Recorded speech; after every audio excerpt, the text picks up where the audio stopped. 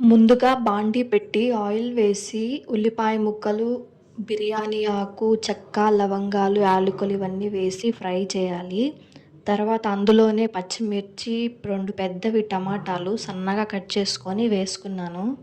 టమాటాలు ఒక 2 మినిట్స్ మెత్తపడేంత వరకు ఫ్రై చేయాలి. అందులోనే కొంచెం పచ్చిమిర్చి 2, కొంచెం అంత కరివేపాకు కూడా వేసి ఫ్రై చేయాలి.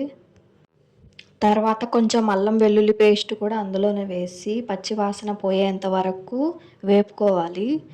మధ్య మధ్యలో కింద అయితే అంటుకుంటుంది. చూసుకొని గరిటెతో కలపాలి.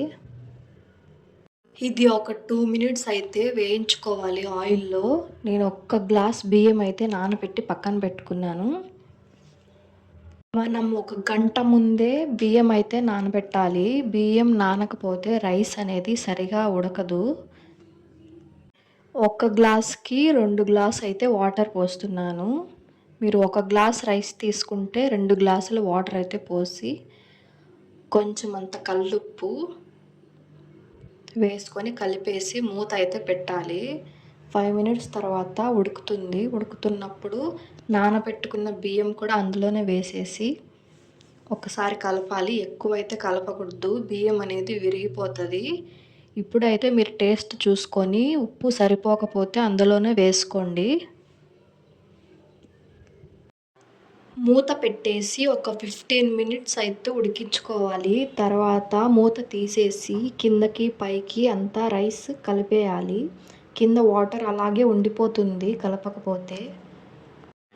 గరిటెతో బాగా కలిపేసి ఒక 15 మినిట్స్ అలా వదిలేయాలి. మూత పెట్టి సిమ్‌లో పెట్టేస్తే మన రైస్ అనేది రెడీ అయిపోతుంది. చూసారా ఎంత పొడి పొడిగా ఉంటుందో.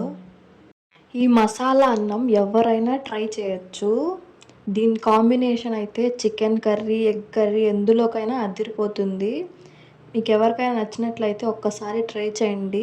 వీడియో నచ్చినట్లయితే లైక్ అండ్ సబ్స్క్రైబ్ చేయండి. రైస్ ఎలా ఉందో నేను టేస్ట్ అయితే చూస్తున్నా. ఈ రైస్ కాంబినేషన్‌లో మా ఇంట్లో ఈరోజు ఎగ్ కర్రీ అయితే చేశాను. దాంతోనే ఇప్పుడు టేస్ట్ అయితే చూస్తున్నా. పక్కన సైడ్ కొంచెం ఆనియన్స్ ఉంటే బాగుంటుంది. కొంచెం రైస్‌లో ఎగ్ కర్రీ కొంచెం కలుపుకొని ఆనియన్ ముక్క ఒక్కటి పెట్టుకొని తింటే బాగుంటుంది. నేను చూపించిన విధంగా చేస్తే వంట రాని వాళ్ళు కూడా ఈజీగా అయితే చేసుకోవచ్చు ఈ అన్నము. నాకు కూడా పర్ఫెక్ట్‌గా అయితే ఎప్పుడూ రాలేదు. ఒక 2, 3 టైమ్స్ ఫెయిల్ అయిన తర్వాతే వచ్చింది. తప్పకుండా ట్రై చేసి సబ్స్క్రైబ్ అయితే చేసుకోండి.